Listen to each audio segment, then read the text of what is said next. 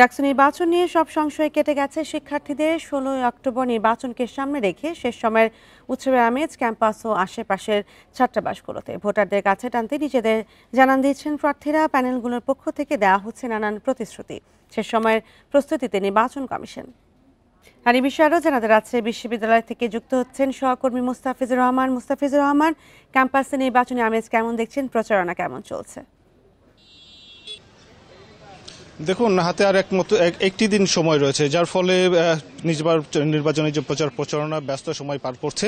এবং শিক্ষার্থীরা সকাল থেকে আমরা দেখেছি যে বিশেষ করে যারা প্রার্থীরা রয়েছেন, প্রার্থীরা প্রত্যেকটি শিক্ষার্থীর কাছে যাওয়ার চেষ্টা করছেন, কেননা সময় যেহেতু নেই, যার ফলে সময় নষ্ট করছে। যতটুকু সময় পাচ্ছেন তারা প্রচারণায় ব্যস্ত থাকছেন, সেটি ক্যাম্পাস হোক, ডিপার্টমেন্ট হোক, এমনকি আবাসিক হল থেকে শুরু করে বাইরে যে আবাসন যেখানে শিক্ষার্থীরা রয়েছেন সেগুলোতে প্রত্যেকটি জায়গায় শিক্ষার্থীরা যাওয়ার চেষ্টা করছেন।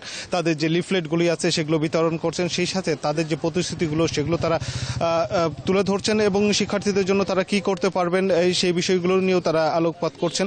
এবং বিশেষ করে এবার প্রথম বর্ষের শিক্ষার্থী, তাদেরকে আকৃষ্ট করতেই ব্যস্ত কিন্তু দেখেছি আমরা। যারা প্রার্থীরা রয়েছেন, বিশেষ করে বড় দুটি সংগঠন এখানে আমরা দেখেছিলাম, ছাত্রদল, ছাত্র শিবির, তারাও কিন্তু বেশ তৎপর এই প্রথম বর্ষের শিক্ষার্থী যারা অন্তর্ভুক্ত হয়েছেন তাদের মধ্যে প্রচারণা নিয়ে।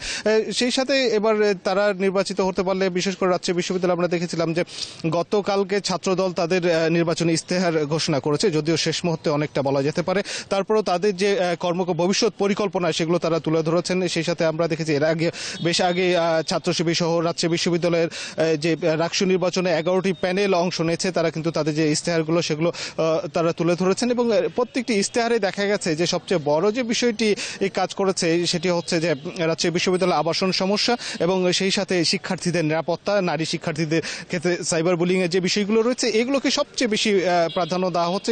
এর সাথে আবার যুক্ত রয়েছে যে আবাসিক হল রয়েছে, অর্থাৎ রাজশাহী বিশ্ববিদ্যালয়ে যে 17টি আবাসিক হল রয়েছে, 17টি আবাসিক হলে ডাইনিং এ যে খাবারের মান সেটি নিয়েও তারা বারবার প্রশ্ন তুলেছেন। এবং শিক্ষার্থীরা বলছিলেন, প্রার্থীরা বলছিলেন যে তারা নির্বাচিত হতে পারলে অন্ততপক্ষে ছাত্ররা যে নিউট্রিশনের অভাবে ভুগে থাকেন বা খাবার যে নিম্নমানের খাবার তাদের পরিবেশন করা হয়ে থাকে, এই ক্ষেত্রে তাদের করণীয় কি থাকবে, তাদের ভূমিকা কি থাকবে এবং প্রশাসনের সাথে এ বিষয়ে তাদের যে দেন দরবার, অর্থাৎ প্রশাসনকে বাধ্য করবেন যে শিক্ষার্থীদের জন্য মানসম্মত খাবার তারা নিশ্চিত করতে পারে। এই বিষয়গুলো নিয়ে কিন্তু এখন প্রচারণা চলছে এবং এখন বলা যেতে পারে শেষ মুহূর্তের অনেকটাই শেষ মুহূর্তে বলা যেতে পারে, কারণ হাতে একটি মাত্র দিন রয়েছে এবং সেই সাথে চুলচেরা বিশ্লেষণ করছেন এবং তারা কে কতটা এগোতে পারেছেন সেই পরিসংখ্যানে এখন তারা হিসেব করতে বসেছেন। এবং এখন পর্যন্ত তারা প্রচারণায় ব্যস্ত সময় পার করছে। রাজশাহী বিশ্ববিদ্যালয়ে বলা যেতে পারে একটি উৎসব মুখর পরিবেশ কিন্তু এখন বিরাজ করছে, নির্বাচনী উৎসব।